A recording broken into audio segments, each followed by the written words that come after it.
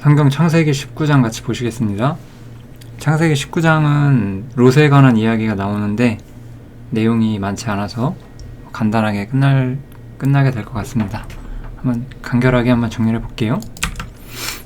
이제 이 창세기 19장은 이제 롯에게 이제 재앙이 임하는 장면이 나오죠. 제가 심판이라고 하지 않고 재앙이라고 한 이유는 이 구절 때문에 그래요. 어쨌든 롯은 하나님께서 건져주시거든요. 롯은 의인이었어요. 우리가 성경에서 확실하게 볼 수 있는 것은 롯은 어쨌든 구원을 받은 사람의 어떤 표현이다. 우리가 이거는 꼭 인정을 할 수밖에 없거든요. 그래서 롯이 소돔으로 가서 거기서 이방인들과 악인들의 허망한 행실을 보고 그것 때문에 어려움을 겪고 사실 훌륭한 신앙인으로서 살지 못했지만 하나님께서 어쨌든 이 사람을 건지셨다는 것은 분명하고 그래서 그냥 좀 심판이라는 단어보다는 재앙이라는 단어를 사용을 했습니다. 그래서 그렇다고 롯이 엄청나게 의인은 저는 아니었다고 생각해요. 알보에서 그 믿음으로 말미암는 의 그것을 말하는 것이 아니고 그 소돔과 고모라에서 독보적인 어떤 도덕성과 신앙적 힘을 가지고 살았던 것도 분명 아니죠. 우리의 신앙의 힘은 우리가 어디 있느냐에서 나오는 거지 어떻게 사느냐에서 나오는 게 아니에요. 우리가 있어야 할 자리를 모르면 우리의 힘은 약해져요. 이런 예를 한번 들어볼게요. 이것과 동일한 예는 아니지만 제가 최근에 디모데 후서 2장 이야기를 한번 어디선가 했었는데 디모데 후서에서 제가 그 전체 기독교계의 어떤 타락 상태에서 벗어나지 않고서는 우리가 귀히 쓰임받을 수가 없다. 제가 그 얘기를 한 적이 있어요. 그러면 여기 전체 기독교계의 어떤 기독교계라는 곳에 한번 우리가 있다고 생각을 해보세요. 여기에 어떤 구원받은 형제가 있어요.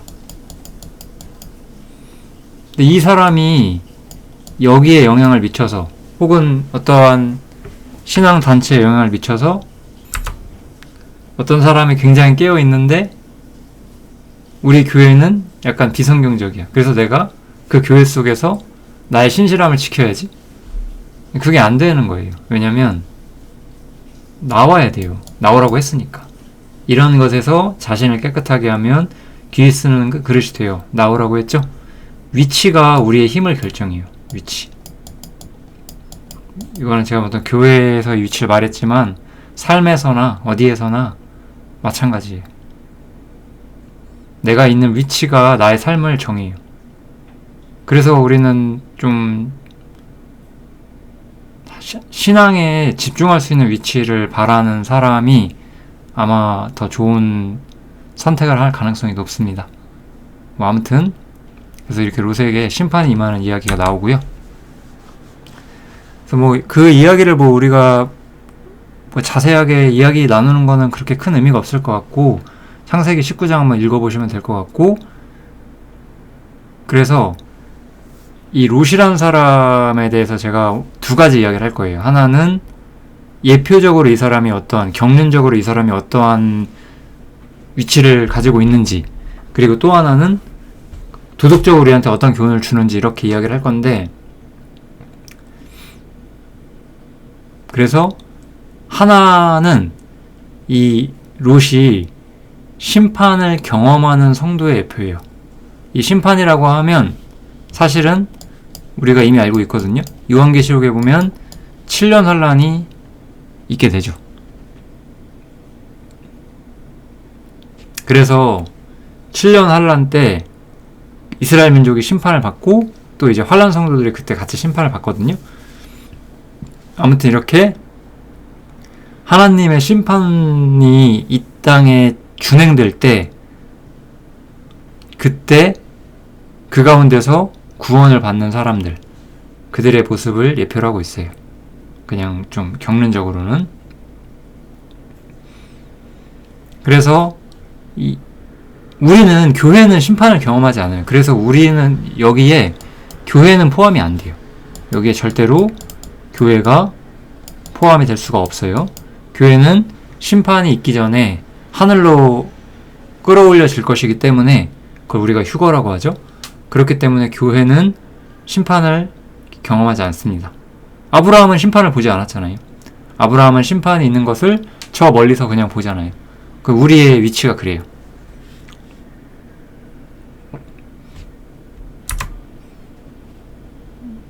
여기 제가 심판에 대해서 두 가지 말씀을 가져왔는데, 하나는 롯이 들은 거고 하나는 아브라함이 들은 건데, 하나님께서는 아브라함한테 뭐라고 말하냐면 내가 이제 내려가서 소돔을 보겠다라고 이야기를 하세요. 즉 하나님이 계시고 아브라함이 있고 여기에 심판을 받는 소돔이 있는데, 하나님과 아브라함은 같은 위치에 있어서 하나님께서 내려오시겠다고 하는 거잖아요. 그렇기 때문에 교회는 아브라함이 교회의 모습을 예표하고 있기 때문에 교회는 심판을 받지 않죠. 그렇지만 롯은 여기 있잖아요. 롯은 여기 있기 때문에 심판을 경험하지만 그렇다고 심판의 대상이 되어서 멸망하는 사람은 아니죠. 의인이었으니까. 그래서 이러한 위치에는 이스라엘 민족과 환란 성도가 있다, 이렇게 보시면 됩니다. 이 환란 성도가 뭔지 좀 간단히 얘기를 다시 한번 해드리면, 요한계시록 7장에 보면 교회 휴거 이후에 이 세상에서 일어날 일에 대한 예언이 나오는데, 요한계시록 7장에 이스라엘 민족 14만 4천 명이 하나님께 돌아올 것이다 라고 말을 해요. 그래서 우리가 여기서 중요한 거 하나 볼 수 있는데, 이스라엘 민족이 회개한다고 해서 모든 이스라엘 민족이 구원받은 사람이 되는 게 아니에요. 지금 이스라엘의 인구가 한 몇백만 명 되죠? 지금도? 어떤 사람들은 지금 이스라엘이 회복되고 있다고 생각하는데, 그들은 그냥 육신적인 국가의 모습을 가지고 있는 거지 신앙적으로 전혀 회복하지 않았고, 그 수백만 명의 이스라엘 중에서 14만 4천 명만이 회개하고 하나님의 사람이 될 거예요. 그리고 이때 이 일 후에 어떤 일이 있을 것이냐, 각 나라와 족속과 백성과 방언에서 셀 수 없는 큰 무리가 흰옷을 입고 나오게 된다. 근데 이 예언이 너무 어려웠기 때문에 이게 누군지 아느냐고 주님이, 그 천사가 물어봐요. 그랬더니 요한이 나는 모르겠다, 천사가 알려주세요, 주님께서 알려주세요, 이렇게 말을 해요. 그러니까 그 천사가 답을 하기를 이는 큰 환난에서 나오는 자들이다 라고 하죠.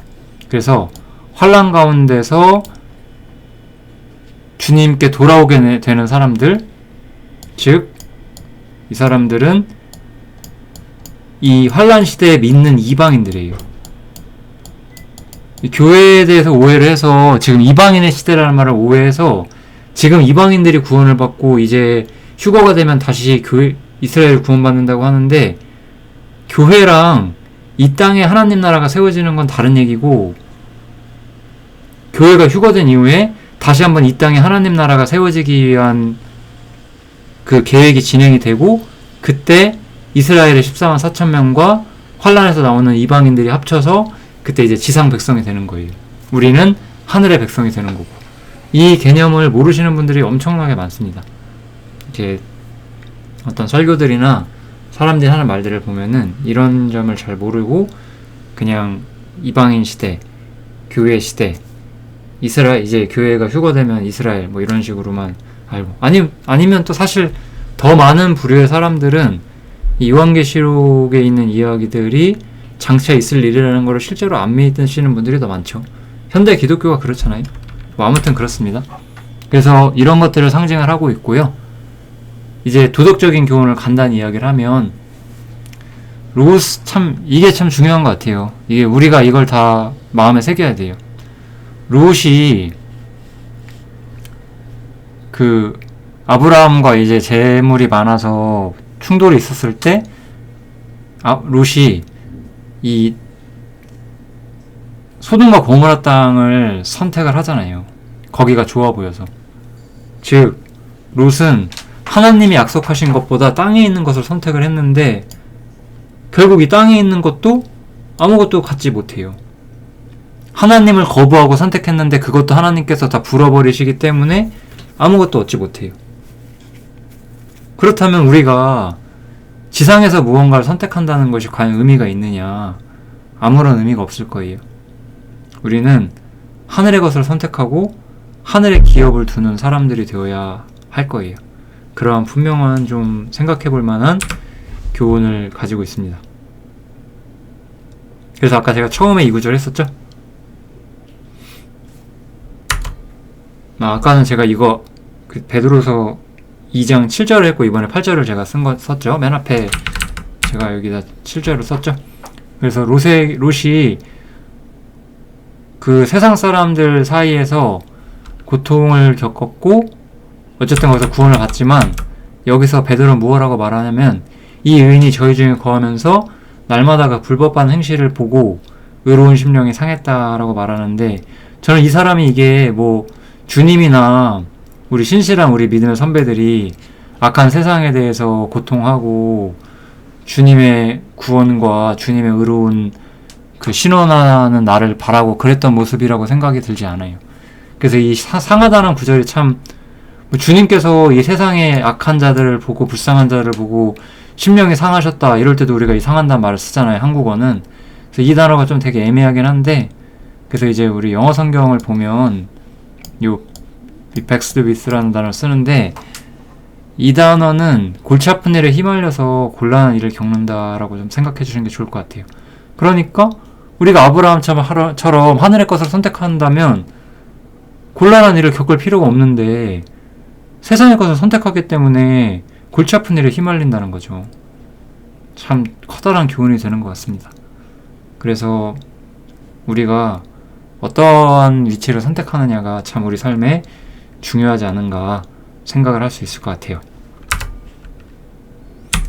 그래서 우리가 여기서 조금 더 몇 구절에서 이야기를 정리를 해보면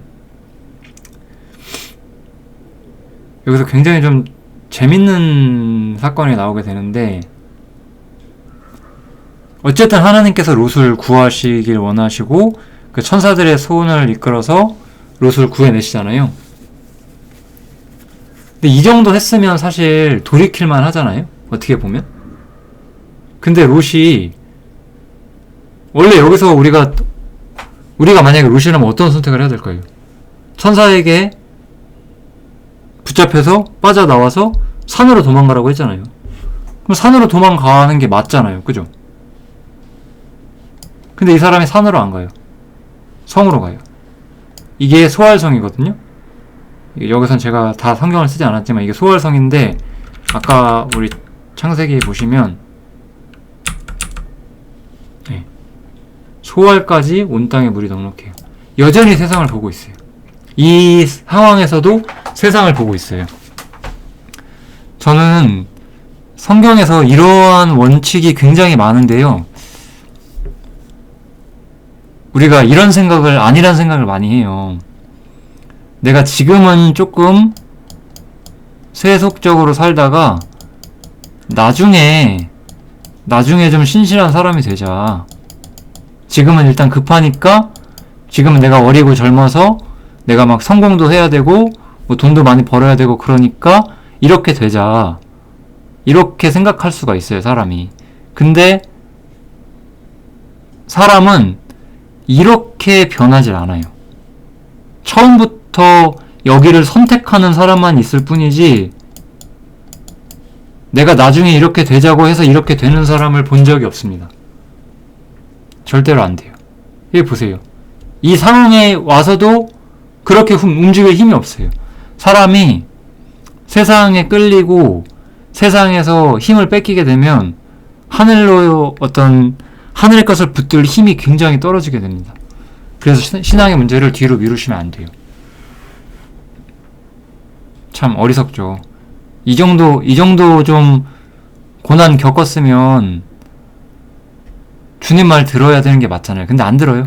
롯이 어리석은 게 아니라 이 상황에 오면 이 상황에 있는 사람은 하나님의 말씀이 힘이 되지 못하기 때문에 그분의 말씀을 따라 살지를 못해요.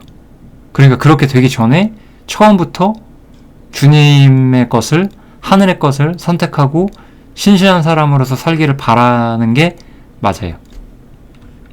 나중에 일단은 내가 지금 급하고 먹고 사는 게 중요하고 이 세상이 중요하니까 소돔에 있다가 나중에 가나안 가자라고 하는 사람은 가나안을 못 갑니다.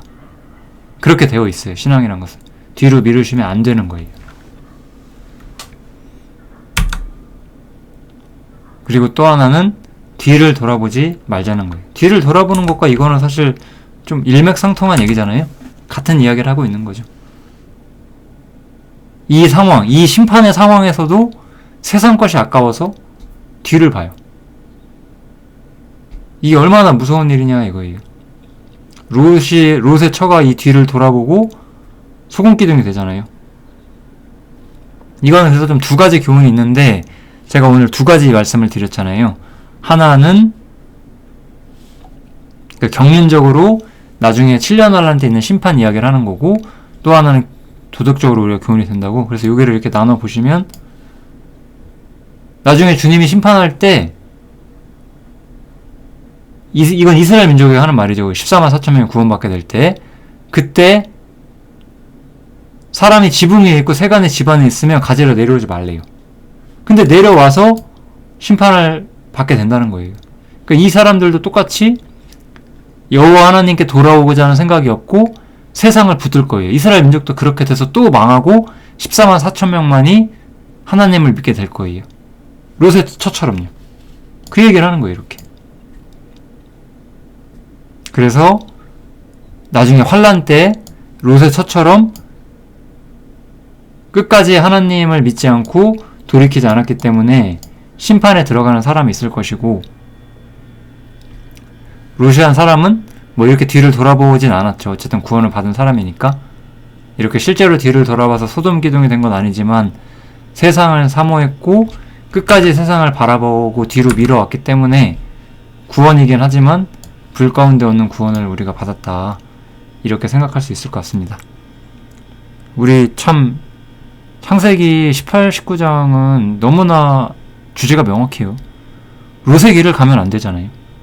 아주 명확한 주제를 가지고 있고 마음에 새기시면 좋겠습니다. 감사합니다.